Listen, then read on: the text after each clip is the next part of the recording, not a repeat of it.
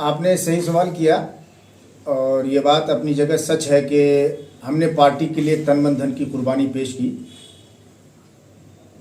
इस पार्टी को जिताने में हमने इलेक्शन से लमसम साल 6 महीने पहले से जो मेहनतें और मशक्क़तें, जहाँ फशानियाँ और जागरदानियाँ की, वह आप तमाम मीडिया के अहबाब के ऊपर रोद रोशन की तरह आया है। इससे न हम मुँह मोड़ सकते हैं और न कोई फ़र्क।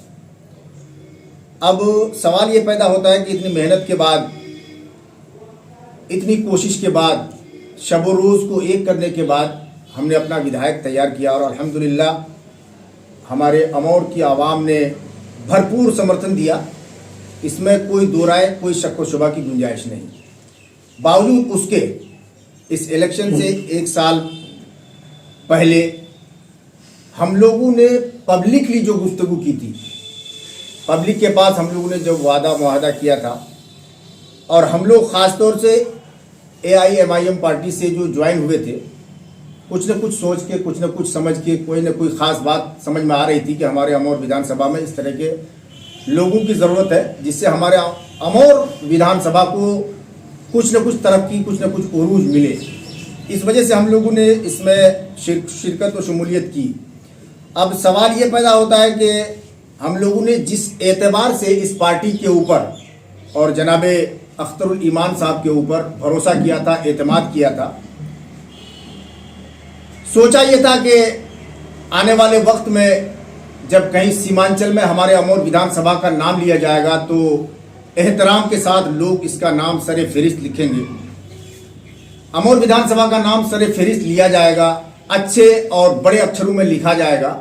लेकिन हालात जो ही तब्दील हुए, वक्त गुजरता गया, धीरे धीरे 2 साल का अरसा आज लमसम गुजर चुका, लेकिन हालात उसके बरक्स नज़र आए जो हम लोगों ने सोचा था। जब हालात बरक्स नज़र आए तो जाहिर सी बात है, हम लोगों ने ये कोशिश की थी सिर्फ और सिर्फ अमौर विधानसभा के उजाले के लिए। मकसद क्या था हमारा कि हम अमौर विधानसभा को, इसके गलियों को, इसके नालियों को, इसके नदी कटान, जैसा कि आप लोगों को अच्छी तरह से मालूम है कि हम लोग नदी के किनारे घूम घूम कर यही वादा कर रहे थे कि हम लोग आएंगे तो आप लोगों के लिए बहुत आसाइश और आराम और सुकून और राहत की ज़िंदगी के मौके फराहम करेंगे।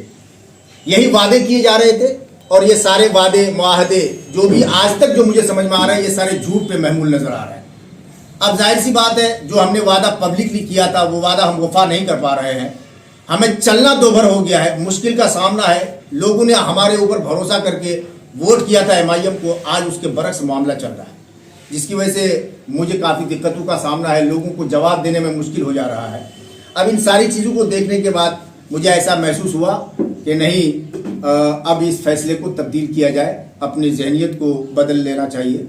किसी ने बहुत पहले ही कहा था कि भाई आप लोग कहाँ गुलाबी उर्दू के चक्कर में फंस गए, और वो बात अच्छी तरह से अब हमें एहसास व इदराक हो रहा है। मुझे अच्छी तरह से मालूम है कि आप लोग भी इस बात जुमले को जानते हैं, लेकिन वो गुलाबी ही उर्दू नहीं बल्कि उसमें जादुई गुफ्तगू भी शामिल थी। जिस जादुई गुफ्तगू के चक्कर में, जिस जाल में हम लोग फंसे, और फंसने का मामला ये रहा कि हमारा विधानसभा फंसता ही चला गया। हम लोगों ने अमौर विधानसभा के उस गरीब, मजदूर, किसान, दबे कुचले लोगों की आवाज़ बनकर हम उभरना चाह रहे थे। उस वक्त हम ये ऐलान कर रहे थे कि हमें जो कुछ नहीं मिलेगा, अगर मांग कर तो छीन के लाएंगे। इस तरह के जुमले का इस्तेमाल, सीधी उंगली से घी नहीं निकलेगा तो हम टेढ़ी करके निकालेंगे। वो कहाँ गई सीधी उंगली और टेढ़ी उंगली, वो कहाँ छीनने का मामला, वो सारा मामला जब तहस नहस हो गया, धरा का धरा रह गया, वो सारे वादे मुआहदे जब फेल हो गए और सारी गुफ्तगू, सारी स्पीच जब झूठ पर महमूल हो गई और मबनी होने के बाद हम लोग को एहसास हुआ, तो हम लोगों ने सोचा कि अब इस पार्टी को तब्दील कर देना चाहिए। इसी वजह से आज हमने आप तमाम मीडिया के अहबाब को बुलाया है, और बुलाकर मैंने अपने रुकनियत से और पार्टी की जानिब से जो जो हमें ओहदे दिए गए थे, सीमांचल संगठन प्रभारी एवं प्रवक्ता, मैं उन सारे ओहदों से और अपनी रुकनियत से आज दस्तबरदार हो रहा हूँ, बरतरफ हो रहा हूँ, मुस्ताफ़ी हो रहा हूँ।